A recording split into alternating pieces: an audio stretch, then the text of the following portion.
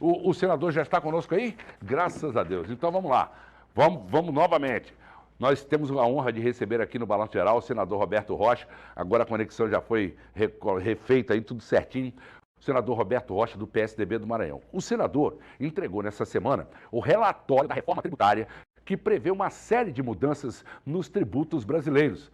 Antes de qualquer coisa, não custa nada esclarecer que uma reforma tributária consiste na mudança de estrutura tributária atualmente adotada aqui no país, ou seja, uma reformulação dos nossos impostos. Senador, boa tarde para o senhor, seja bem-vindo aqui ao Balanço Geral nesta tarde de segunda-feira. Boa tarde, Murilo. Boa tarde, tudo bem, Sérgio? Como é que vai? Satisfação poder estar aqui com você novamente no seu programa. A honra é nossa. Senador, me diga uma coisa, na prática, senador, como é que a reforma tributária vai melhorar a vida das famílias mais pobres do nosso país? Como ela afeta aí a Dona Maria, seu João, lá, o nosso povão, lá no interior da Baixada Maranhense, por exemplo? Só esclarecendo que os nomes são fictícios, viu? Foi só para esclarecer mesmo aí, para que o pessoal possa entender em casa. Isso. De fato, esse é um assunto, né, Sérgio, muito técnico, né? E as pessoas, às vezes, têm muita dificuldade de compreender o alcance da medida. E a gente, às vezes, precisa tentar construir uma situação em que as pessoas, de um modo geral, entendam mais fácil. O que é que pode melhorar na vida das pessoas uma reforma tributária no Brasil? Tudo. Nós temos mais ou menos 200 países no mundo. O Brasil é o que tem o pior sistema tributário. O que é que, afinal, é uma reforma tributária? É a forma, o sistema tributário é a maneira que os governos têm de arrecadar dinheiro do privado, pessoa física ou jurídica. Então, o Brasil tem a pior forma. Basta dizer a você que em pleno século XXI, com tudo digital, num processo acelerado de digitalização, nós temos um sistema analógico. Ora, como diferenciar a tributação de uma sardinha para um salmão? Como fazer com que o comércio eletrônico pague impostos igualzinho o cidadão paga? Como fazer? Esse é um desafio que está aí na nossa porta. Então, a reforma tributária abarca tudo isso. Nós temos, Sérgio, 3 bases tributárias no Brasil. A base consumo, a base renda e a base patrimônio. Na base consumo estão os piores e mais vorazes impostos, como o ICMS, o ISS, PIS, COFINS, IPI. Agora, na base renda tem o quê? Tem o imposto de renda. E na base patrimônio? Você vai ver lá que tem o IPTU, por exemplo. De tal modo que onde é que está a população mais pobre e mais carente? Seu José, Dona Maria, seu João, seu Raimundo, lá do bairro popular. Claro, ele está na base consumo. Tudo que ele ganha mal dá para o consumo. Vai para o arroz, para o feijão, vai para a energia, vai para a gasolina, vai para o telefone, vai para a internet.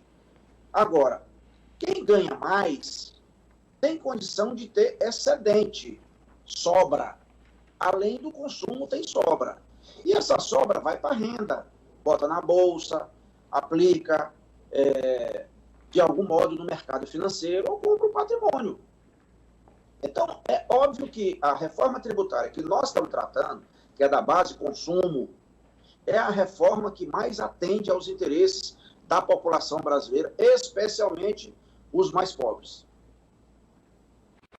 Senador, me diga uma coisa aqui, o que é a contribuição social sobre operações com bens e serviços, a conhecida CBS, né? E para entender bem como a CBS vai gerar transparência aí para a sociedade sobre o tributo pago? Olha, nós estamos simplificando e modernizando o sistema tributário da base consumo. Já disse quais são os impostos que tem nessa base tributária que representa mais de 50% no Brasil, o contrário dos Estados Unidos. Nos Estados Unidos, a maioria, mais da metade, é renda. Claro, eles têm muito mais renda. Aqui no Brasil, você tem uma carga tributária, uma base tributária, uma arrecadação tributária muito maior, mais da metade, na base de consumo. Portanto, tributa os mais pobres. Ou seja, no Brasil, quem tem menor poder contributivo paga proporcionalmente mais do que quem tem maior poder contributivo. É o que a gente chama, tecnicamente, de regressividade. A gente precisa acabar com isso, precisa mitigar essa regressividade. Por quê? Porque esses impostos da base de consumo, eles são indiretos. São impostos indiretos, Sérgio. E os impostos indiretos, o cidadão sente, mas ele não sabe. Ele sabe o que é imposto direto. Tipo assim, o imposto de renda. Ele recebe o contra-cheque, está lá descontando o imposto de renda. Então ele sabe. O IPTU, o IPVA. Mas na base de consumo, ele não sabe quando aumenta a cesta básica, a gasolina, a internet. Por quê? Porque são impostos indiretos. Ele sente, mas não sabe. Esses tipos de impostos são muito próprios nos países não democráticos, porque mascara a arrecadação. Esse ICMS, que é o imposto mais violento do Brasil, ele tem levado vários estados à bancarrota, tem quebrado muitos estados. Os estados brasileiros, de um modo geral, eles perderam ao longo dos últimos anos a capacidade de investimento. Não tem dinheiro para investir. Aí o que que faz? Você vai no banco e pega dinheiro emprestado. Assim como foi feito no governo anterior do Maranhão. Pegou 4 bilhões de reais emprestado, a governadora Rosiana. Ela usou 2 bi e o governador Flávio Dino 2 bi. Esse dinheiro do BNDES, claro, era para fazer obras de infraestrutura, obras que pudessem trazer retorno, e aí sim pagar o banco quando acabar a carência. O que fez o governador do Maranhão? Gastou o dinheiro todo com rua, em véspera de eleição, também na véspera do inverno. Diferente do resto do Nordeste, o Maranhão chove de 6 em 6 meses no ano, chove muito. Verdade. E a campanha no verão. Aí ele vai lá e faz rua, pinta de rua, de preto. E aí, quando chega o inverno, não tem mais rua. Mas já passou a eleição. Resultado, o Maranhão, que perdeu a capacidade de investimento, teve que ir para empréstimo, agora perdeu também a capacidade de endividamento. Não tem mais como pegar dinheiro emprestado.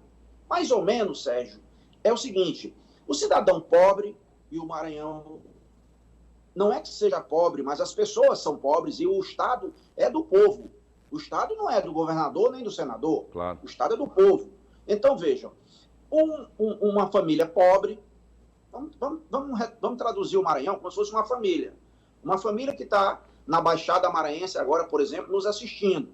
E a essa hora não está tendo o alimento básico dentro de casa para sustentar a sua família. Ora, como é que faz quando falta investimento básico? Não tem a capacidade de investir em comida.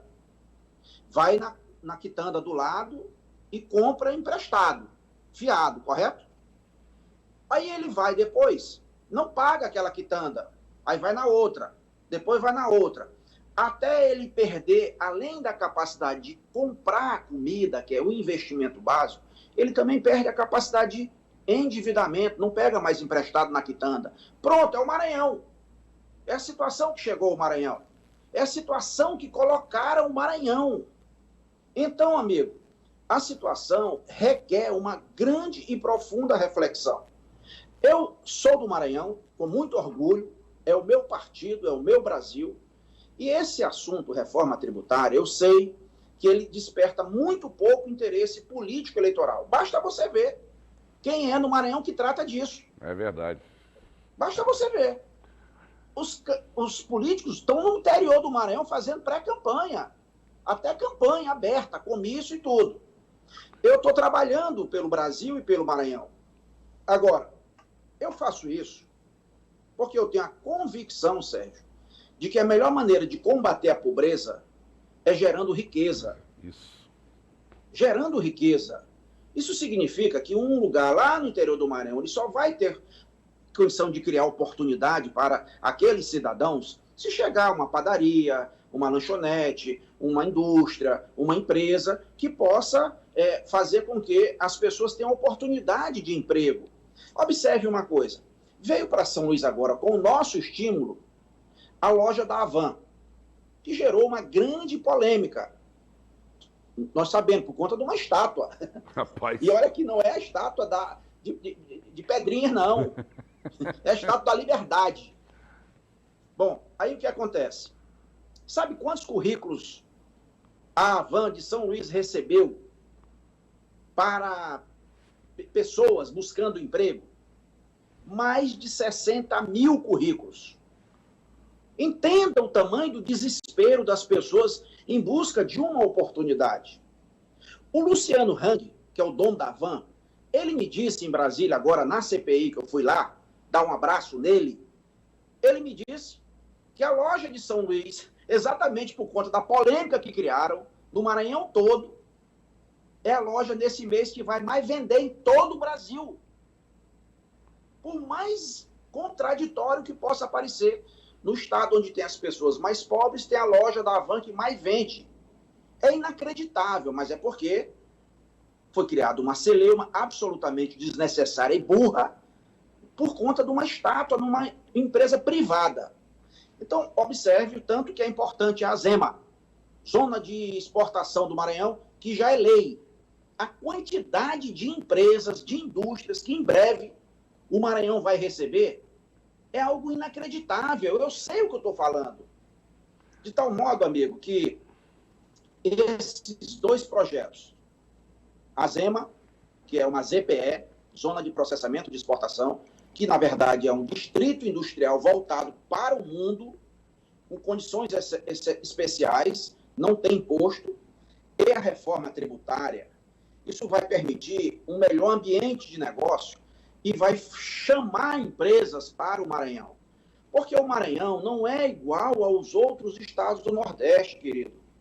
O Maranhão tem terras férteis. O Maranhão tem muitos presentes de Deus que nunca foram sequer desembrulhados, como o complexo portuário do Itaqui, a base de Alcântara, como os lençóis maranhenses, como o polo agrícola do sul do estado e tantos outros ativos econômicos. Por quê? Porque o Maranhão não tem um problema de falta do Nordeste, que é água, e nem um problema de excesso do Norte, que é água também. Porque o Maranhão está numa faixa de transição entre o semiárido e o semiúmido. Então, o Maranhão é um ativo que tem imenso atrativo econômico. Mas, senador... Se o Maranhão tem tantas riquezas naturais e tem uma classe política forte em Brasília, veja que a bancada de deputado do Maranhão é maior que a do Pará, por exemplo. É verdade. Todos os estados do Norte têm 8 deputados, o Maranhão tem 18. Então, por que o povo é o mais pobre do Brasil? Essa que é a reflexão. Mas, senador, eu só queria entender, o senhor estava falando sobre recursos hídricos, nós estamos passando por uma crise de abastecimento aqui na ilha, aqui, que não está dando para entender. É todo dia aqui no programa, comunidades reclamando aí da falta de abastecimento de água. E, companheiro, deixa eu falar para você. Recentemente, o Instituto Trata Brasil, ele apresentou uma pesquisa que faz sempre, é o instituto mais qualificado e mais indicado para esse tipo de trabalho. O Instituto Trata Brasil faz no Brasil inteiro. O que é que o Instituto Trata Brasil apresentou agora, nesse mês? Que a situação de saneamento básico no Maranhão, que já era muito ruim, simplesmente piorou. Ou seja, o governador Flávio Dino conseguiu o que parecia impossível. Ele conseguiu piorar o que já era o pior. Por quê? Basta você ver, Sérgio. O que a CAEMA faz de investimento no Maranhão? Qual foi o investimento? Olha, esse problema que está tendo atualmente, inclusive na ilha de São Luís, ele foi alertado em 2016, um ano após tomar posse, que a estação de tratamento de água de Italuís precisava de uma grande reforma.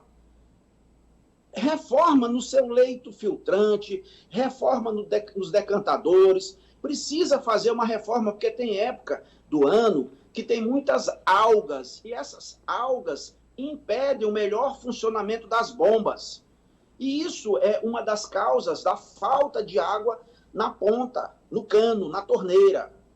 E o que fez o governo do Maranhão nesses anos todos para manutenção, não é nem para investimento, manutenção no sistema da CAEMA? Nada. A CAEMA tem 1.900 funcionários. A maioria é do setor administrativo, não é do setor de engenharia, de saneamento.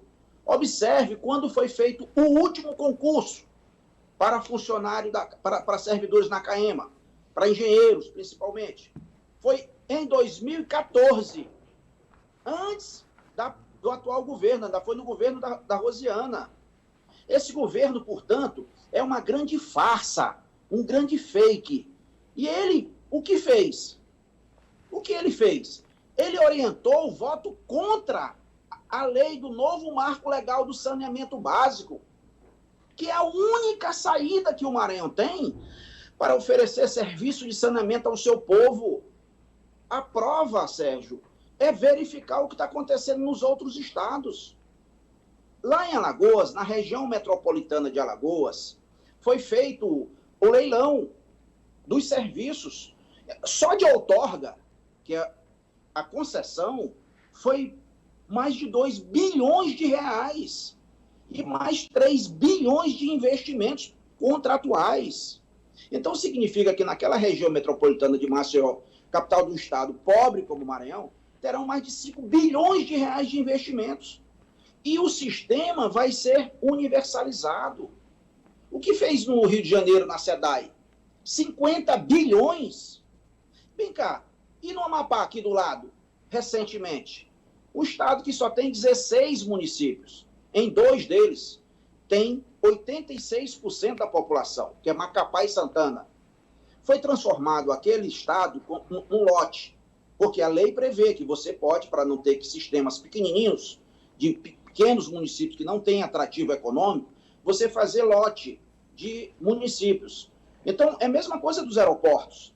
O aeroporto de São Luís e de Imperatriz, recentemente, foi outorgado para a iniciativa privada. Só tinha um político lá em São Paulo, era eu. E aí, o que aconteceu? Entrou no lote de São Luís, Goiânia, Palmas, São Luís, Teresina, Imperatriz e Petrolina. Só de Ágil teve 10.000%. E os investimentos contratuais nos aeroportos de São Luís e Imperatriz são 560 milhões de reais. Quem ganhou foi a empresa CCR, a maior do Brasil. Então, veja, no saneamento, aqui no Amapá, foi feito um lote. O estado todo é pequenininho. Então, você fez o quê? Você tem essas 2 cidades, Macapá e Santana, e tem as pequenininhas. Se uma eventualmente dá prejuízo ou não dá lucro, a outra compensa. É o que se chama na economia de escala. Muito bem. Quanto foi que valeu o leilão, a outorga? 1 bilhão e quase 2 bilhões, Sérgio. Nossa Senhora. Ou seja, e 3 bilhões de investimento. Então, no estadozinho daquele, pequenininho, nós estamos falando de bilhões e bilhões de investimento. Se fosse, amigo, olha, entenda o que eu vou dizer aqui, pelo amor de Deus. Se fosse para não sair água lá na torneira, se fosse para não tratar o esgoto, se fosse para não resolver o problema do saneamento, só a oportunidade de emprego de pessoas mais humildes, porque saneamento emprega pessoas mais humildes. Nós não estamos falando de empresa de tecnologia, estamos falando de saneamento. Claro. Só isso, nesse momento de pandemia, pós-pandemia, já é uma grande oportunidade. Oportunidade que, se dependesse dos 2 senadores e do governador do Maranhão, o Maranhão não ia ter. Só teve um senador que votou a favor do novo marco legal do saneamento básico. Como é que pode uma coisa dessa? Aí você diz, não, eu não apoio porque isso aí é proposta do Bolsonaro. Não, eu fui o relator do Senado. Vem cá. E aí você diz assim, não, eu sou contra isso. Tudo bem, é um direito, é democrático. Mas então é a favor de quê? Do povo continuar na merda? Muita gente aqui na areinha, na ilhinha, vivendo seus filhos junto com o esgoto. Essa que é a realidade, não pode.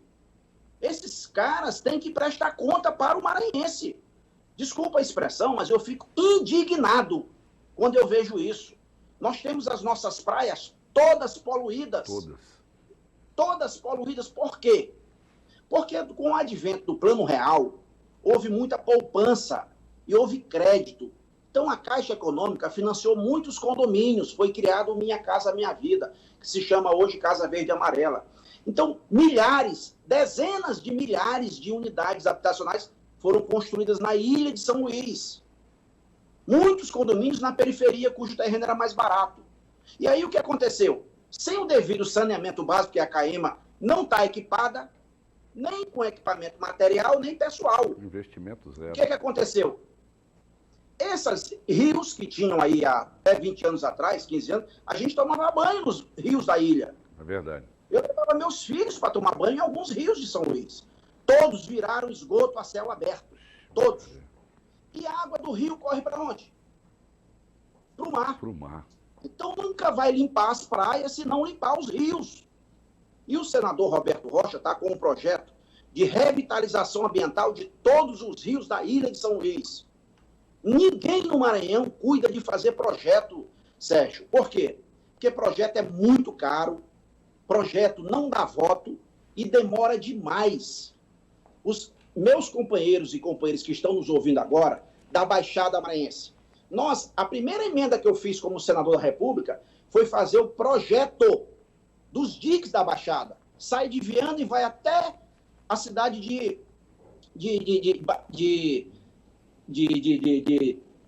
Bacurituba, passa por Cajapió e tudo. São 75 quilômetros de dique que vira uma estrada em cima e um canal navegável embaixo, que vai separar a água doce da salgada, por causa do fenômeno da maré que sobe e desce.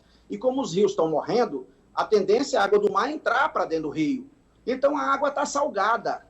Não é só, é em todo lugar no norte do Maranhão, na parte do meio do Maranhão para cima. Esse projeto está há 3 anos aguardando o EIA-RIMA, que é o licenciamento ambiental. Termina agora, no início do ano que vem. Ou seja, por que vai fazer uma obra estruturante dessa? Porque tem um projeto. Por exemplo, eu vou dar outro exemplo para você. Quando eu assumi o Senado, eu lutei com o governador para ele fazer o projeto da Lagoa da Jansen, para a gente limpar aquele pinico que tem ali. É verdade. Foi um pinico. Tem 74 bocas de esgoto lá na Lagoa da Jansen, Sérgio. Nossa. 74 bocas de esgoto. E cada vez que nascem prédios, apartamentos, tem mais esgoto. O que o governador fez? Nada. Nada. O que ele fez? Ele está pegando dinheiro e fazendo rua, fazendo praça, pintando rua, fazendo parquinho aí, bacana. Ok. E as obras estruturantes? Não tem. Porque não tem obra.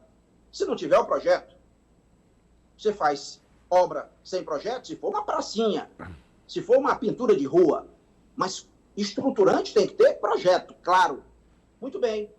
Hoje nós recebemos definitivamente o projeto da Lagoa da Jansen agora, depois de 5 anos, 6 anos de trabalho. O projeto custou 12 milhões, Sérgio. A obra, a primeira etapa da obra, está custando 240 milhões de reais. Meu Deus. Que é a parte de dragagem, toda tem mais ou menos uns 30, 40 centímetros de lixo, colchão, sofá, geladeira, pet, garrafa pet e tal, e mais uns 70 centímetros de lodo. Tudo isso vai ter que tirar. Ok, bota onde? Vai botar onde esse material poluente? Só tem um aterro sanitário no Maranhão, que é público, aliás, é privado, ela é Rosário. O primeiro público vai ser feito lá em Imperatriz, cujas emendas o senador Roberto Rocha já conseguiu. O dinheiro está na conta da Prefeitura de Imperatriz. Mas isso não dá voto.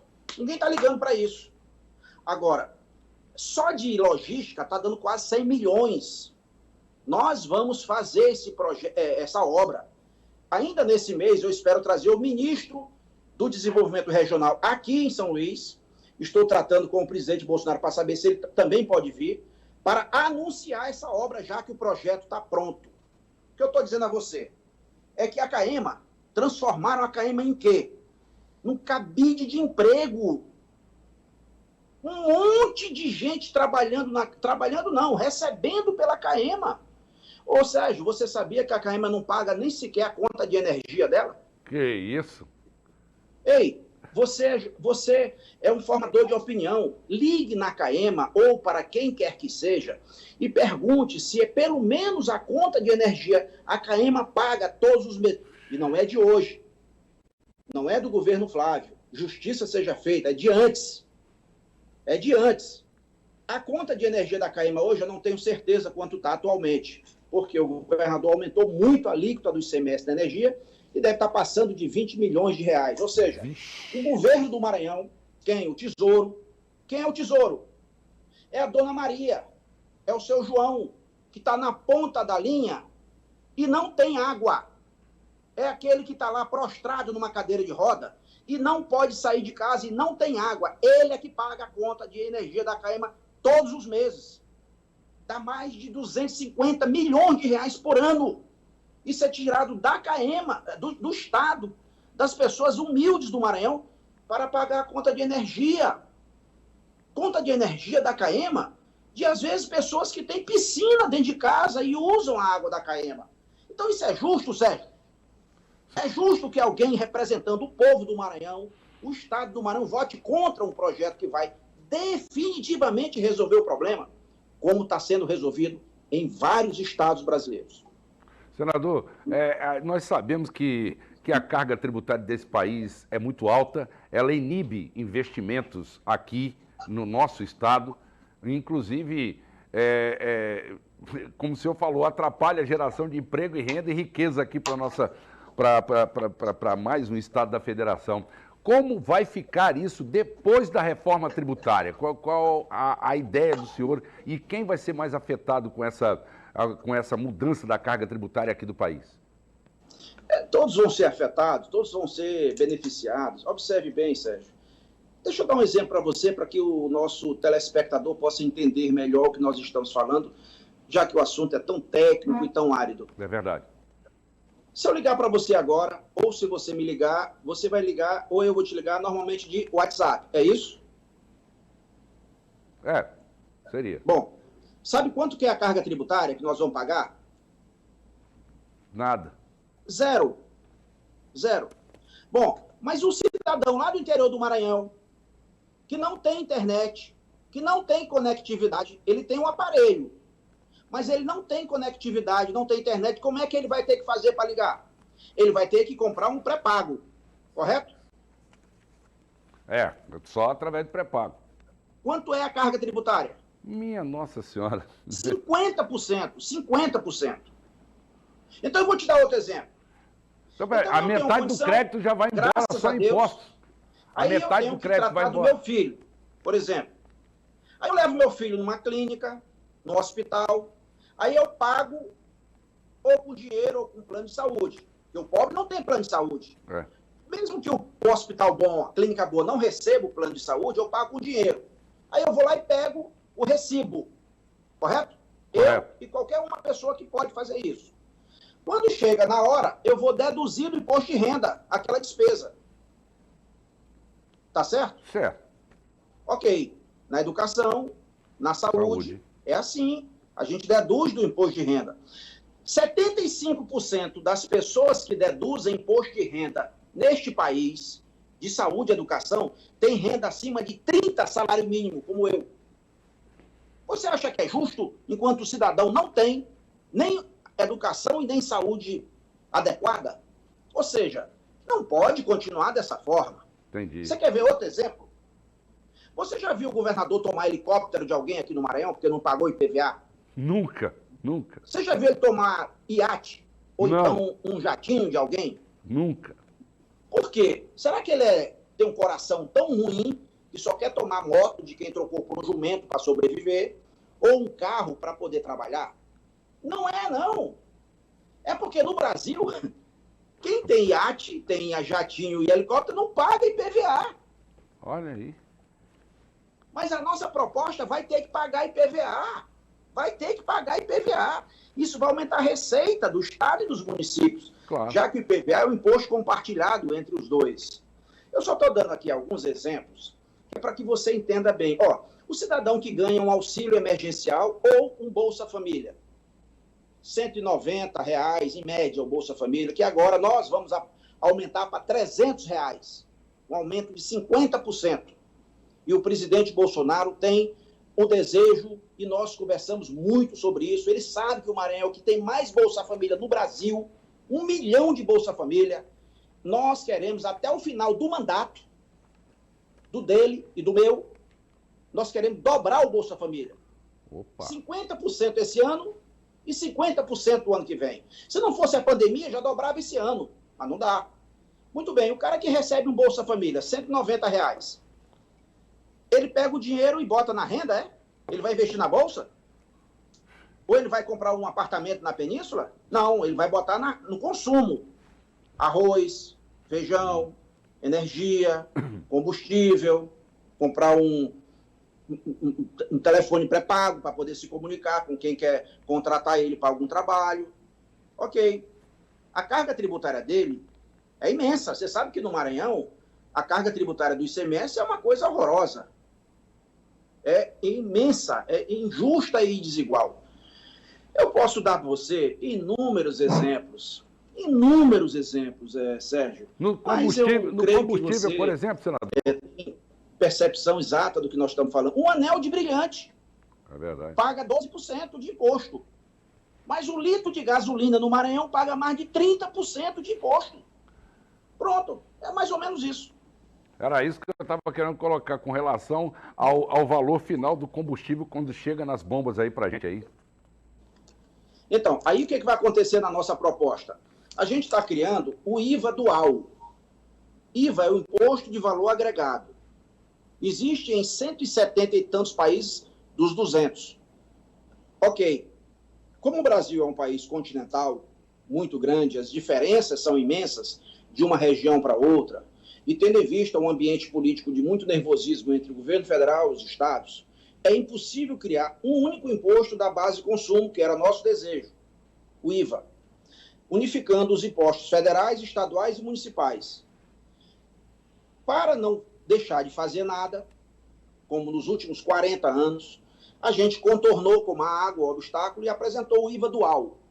O IVA dual, ele cria um IVA para o governo federal e outro para os governos estaduais e municipais. Para o governo federal, você unifica o PIS e COFINS, e é chamado de CBS. E para o IVA dos estados e municípios, você unifica o ICMS mais o ISS, que é chamado de IBS. Nós vamos obedecer a mesma carga tributária. Aliás, na nossa proposta tem uma trava na Constituição, que não pode aumentar a carga tributária pelo menos nos 2 primeiros anos da transição. Serão 7 anos, 2 de experiência, de teste, e mais 5 de transição. Então, é óbvio, Sérgio, que com o sistema eletrônico, digital, moderno, já que temos o melhor sistema bancário do mundo, o mais moderno por conta da inflação de tantas décadas no Brasil, nós vamos aumentar muito com isso a base de contribuintes. Quando aumenta a base de contribuintes, você inverte o que é hoje. Hoje, poucos pagam muito. Daí em diante, muitos vão pagar pouco. Esse é a grande virtude do sistema eletrônico. Todo mundo sabe que o dinheiro hoje é eletrônico. Você não precisa estar rastreando só o produto. Você pode rastrear o dinheiro. Tudo hoje é comprado com cartão de crédito, de débito, de Pix, etc. Então, a gente pode, sim, reformar o sistema tributário para fazer mais justiça fiscal e mais justiça social nesse país, gerando oportunidade de emprego para milhões de brasileiros. Ok. Senador, com a aprovação da reforma tributária no Senado, quais serão os próximos passos daqui para frente? Olha, nós estamos com esse processo, já que eu apresentei a minha proposta, com o apoio do governo federal, de todos os estados, de todos os municípios brasileiros. Estavam lá todos representados, todos não, desculpa, 95% dos municípios, já que os grandes municípios, as principais capitais, resistem. Por conta de quê? Do ISS. Ora, mas para que o discurso de diminuir as desigualdades regionais, se ninguém quer diminuir coisa nenhuma na hora do pega para capar? O ISS, Sérgio, arrecadou o ano passado algo em torno de 80 bilhões no Brasil.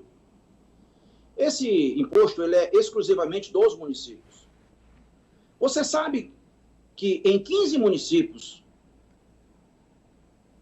tem 75% desse ISS, desses 80 bilhões? Você sabe que em 2 municípios tem 40% desses 80 bilhões? Vem cá, e onde é que estão os municípios do Nordeste, do Norte, do Centro-Oeste desse país? A gente precisa fazer valer o discurso. É fácil dizer no palanque, temos que diminuir as desigualdades regionais, gerar emprego, renda. Vem cá, mas na hora do pegar para capar, ninguém quer. Olha, a gente está tirando da origem para o destino. Sabe por quê, Sérgio? Você acha que é justo? O sujeito está lá agora, lá em Marajá do Sena, ou em São Pedro dos Crentes. Aí ele vai abastecer o carro, ou a moto dele. Aí ele pega um cartão, hoje todo mundo usa cartão, de crédito ou de débito, normalmente de débito, e aí ele paga no cartão. Aquele cartão tem uma operadora de cartão de crédito, correto? Ah, é verdade. Portanto, tem que pagar ISS. Quem é que arrecada esse ISS, que foi comprado lá em São Pedro dos Crentes, o serviço? É São Pedro dos Crentes ou é um município lá de São Paulo? É o município de São Paulo. Você acha justo? Rapaz, você acha que é correto? Nunca. Nós estamos tirando da origem para o destino. Se você compra uma geladeira lá em Vitorino Freire, Santo Inês, qualquer lugar, quem vai ganhar é lá em São Paulo. Lá onde produziu a geladeira. Não pode. Mas, rapaz. Não pode ser assim. Então, a gente está tirando da origem para o destino, numa transição que vai fazer com que isso seja possível. Ou seja, aqueles que são contra, pois eles têm que botar a cara. Não só botar a cara, vota contra. Vota contra, igual votaram contra o saneamento. Vamos por voto. O saneamento nós ganhamos. Só 13 senadores desse país votaram contra o saneamento básico. Rapaz, incrível. Só 13. Até aqueles que são radicais de esquerda, muitos deles votaram a favor, porque sabe o tamanho da importância. Verdade. Então é isso que eu estou falando. A gente precisa não ficar mentindo pelo interior do Maranhão em campanha ou pré-campanha. Eu estou 3 anos sem viajar, Sérgio. Fui agora em Pindaré recentemente, um compromisso social, ser padrinho para um batizado. Foi o suficiente para o governador chamar o prefeito. Você já pensou, já parou para ver que ele não... Você encontra foto de prefeito sendo recebido no palácio? Não encontra. Nem de deputado estadual, porque ele não recebe. Mas aí, quando eu vou no município, aí ele pega e chama o prefeito. Eu preciso viajar mais para o interior. Se não fosse essa questão que eu vivo, essa dor permanente no coração da minha família, por causa do problema do meu filho, é claro que eu estava viajando mais para o interior, para todos os municípios, para ver se o governador faz alguma coisa. Porque em qualquer lugar que eu vou, eu tenho que dizer. Eu tenho obras para inaugurar, eu tenho ações para anunciar. E eu não estou falando mal de ninguém, sabe por quê? Porque quem fala bem ou mal da gente é a gente mesmo, pelo que faz. Verdade. O que disse o IBGE agora, na mais recente pesquisa? O Maranhão, 400 mil pessoas desceram para abaixo da linha da pobreza, vivendo na total indigência, ou seja, 1 a cada 5 maranhenses. Esse é o Maranhão do comunismo. É o mesmo que vive o povo da Venezuela, que está vivendo a Argentina, que vive na Coreia do Norte. Ou seja, eles querem igualdade. Estão contra a liberdade. Mas a igualdade que eles querem é todo mundo por baixo, só eles por cima. Claro, basta ver o que foi agora para fazer licitação no Palácio de Comida. Quando ele falava tanto da Rosiana, ele faz igual ou pior. Ou seja, é preciso a gente abrir esse debate. Abre o debate, eu não quero... É claro que eu sei, não sou idiota. Eu sei que o governador, utilizando sua influência no judiciário, no Ministério Público, ele vai querer fazer comigo o que fez agora com o deputado Josimar de Maranhãozinho. Uma investigação de 2015 a 2018, ou seja, do tempo que ele era deputado estadual, ele, quando foi apoiar Flávio Dino em 2018, esse processo foi para uma gaveta do Palácio. Bastou o Josimar dizer que gostaria de ser candidato, se descolou do governo, ele soltou uma operação policial na casa do Josimar, em São Luís, enquanto ele estava em Brasília, esperou ele ir para Brasília para fazer uma violência dessa na casa da mulher do Josimar, que é deputada. Rapaz. Pelo fato de ser deputada, Sérgio, jamais um juiz de base poderia dar ordem de invasão na casa dela. Teria que ser obrigatoriamente o Tribunal de Justiça. Mas esse é o Maranhão que a gente vive. Um Maranhão policialesco, em que o governador utiliza as forças do Estado, as forças policiais, para atender o seu interesse pessoal.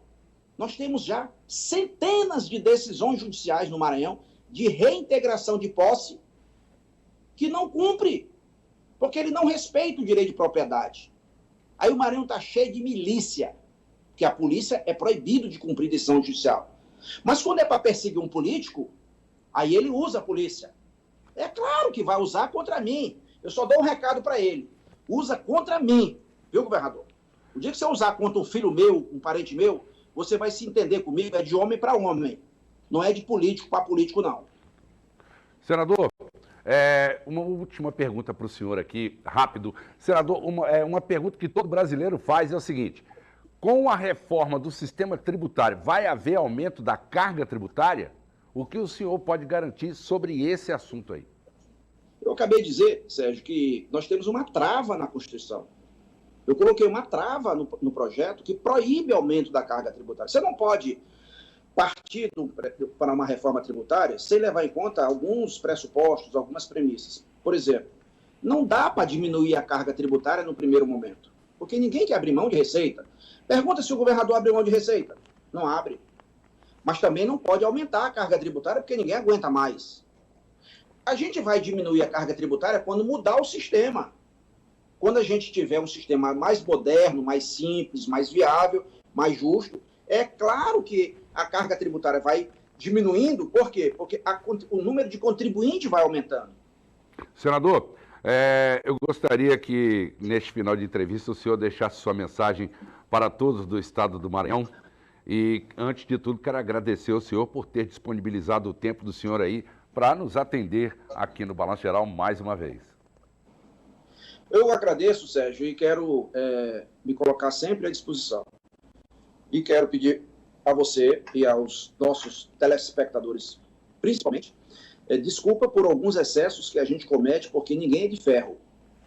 Eu passo por um momento muito difícil na minha vida, estou com a paciência por aqui, estou realmente vivendo um drama familiar e não posso aceitar que, mesmo diante desse drama, eu me cale. O dia que for na política para eu poder não dizer o que eu penso, eu simplesmente saio da política.